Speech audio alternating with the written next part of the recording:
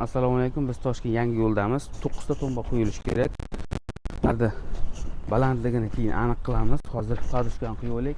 Har bittasi mana shunday liniyada bo'lishi kerak. Bittasi aytaylik, birinchisi mana shu uyning yonidan bo'ladi. Keyingisi darvozani mana bu qirrasidan bitta bo'ladi, devoridan. Keyingisi darvozaning narigi qirrasidan bo'ladi. Endi o'rtadagi masofa shunga qaratib bo'linadi. Balandligini biz tepadagi mo'rlatdan 20 sm yoki 30 sm-gacha pastga tushiramiz.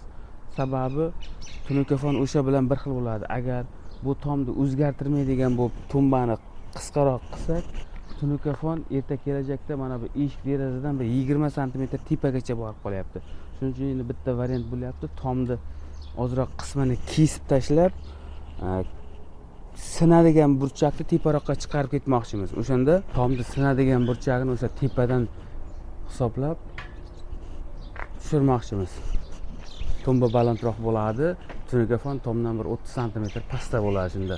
O'shanda uyda vidiga vid beradi. Sababi uyning balandligi baland. Agar tombani pastroq qo'yib, eshikni ustiga bir 20 sm chiqaradigan bo'lsak, juda past bo'lib qoladi. Shuncha baland joy jalka ketadi.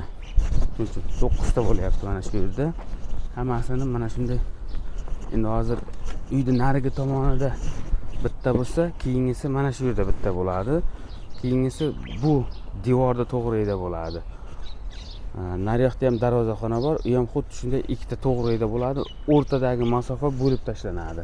Bu tomondagi masofa ham xuddi shunday bo'lingan. Mana bu darvozani to'g'ridan bitta tushayotgan bo'lsa, narigi tomon uyni narigi burchagidan to'g'ri tushayotgan bo'lsa, keyin o'rtadagi masofa bo'lingan. Bizni kuzatishda davom eting. Biz Toshkent yangi yo'ldamiz. Nasib qilsa chiroyli qilib chiqarib beramiz. Kim shu ish bilan shug'ullanaman desa, qoliplarimiz sotuvda bor. Shu ishga agar xizmat ko'rsatish kerak bo'lsa, uni ham O'zbekiston bo'yicha xizmat ko'rsataveramiz. Sababi bizdan qolib bo'lganlar juda ko'p.